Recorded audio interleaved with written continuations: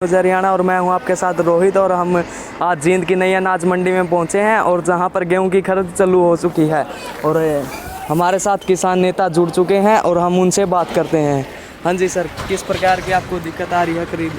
देखिए, यहाँ पर कहते हैं अगवे जो है इसमें गेहूँ में जो है गील है और है। हमने उस मॉइस्चर मीटर भी लगवा के देखा, हमने कोई गील नहीं मिली। उसके बाद में इसमें जंतर की बात कहते हैं, अगर इसके अंदर जंतर है, मैं ये उछाल करके आपके सामने दिखाता हूँ दाना। देखिए, इसमें कहीं पर कोई जंतर की बात हो, कहीं से मॉइस्चर देगा कि नाम आपने जंतर दिखता हो, अगर इसके अंदर से ये जान लग रहा है, तो ये जो है बेमतलब की लोगों के साथ में मतलब गवर्नमेंट हरकत करती है कि ऐसी हरकतें जो है किसान के साथ में नहीं होनी चाहिए। हम ये कहते हैं वह शुरू में ही जहाँ पर एंट्री होती है वहीं पर मॉइस्चर मीटर लगा करके उसको नोटिस के नाम अपना बिल दे देना चाहिए और वहीं पर ही जंतर का सिस्टम भी लागू कर देना चाहिए। हैं, उसके हिसाब किताब से ही किसान की जब ढेरी फड़ के ऊपर डाली गई तो उसको तुरंत भरवाया जाए।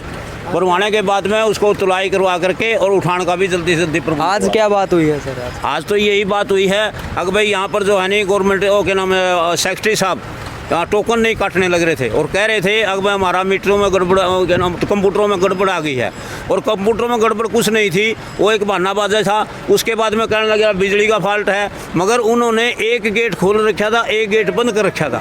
सारे के सारे जो किसान चारों तरफ से आ रहे थे वो एक ही गेट से एंट्री नहीं कर सकते, क्योंकि मंडी के अंदर 4 गेट हैं। चारों गेट से एंट्री करने के बाद में भी किसान की भरपाई बड़ी मुश्किल से होती है।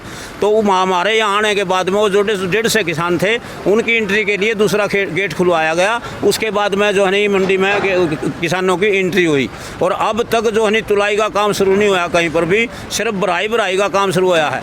करीबन 4 बजने का टाइम हो गया और 4 बजे तक भराई का टाइम है। तुलाई का पता नहीं होगा कि नहीं होगा। कल DFSC ने जैसे खरीद की, उसने जो है कल की भराई जो करी हुई थी उसकी तुलाई नहीं कर रखी, तुलाई कर रखी है तो सिलाई नहीं कर रखी।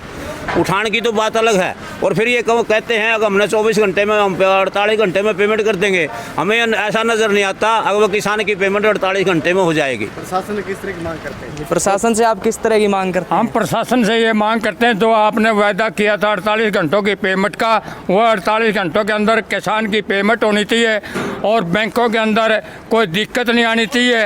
हम तो ये किसान को दिक्कत नहीं आनी चाहिए। प्रशासन से हमें और सरकार से यही मांग करते हैं और भराई और तुलाई साथ में साथ होनी चाहिए।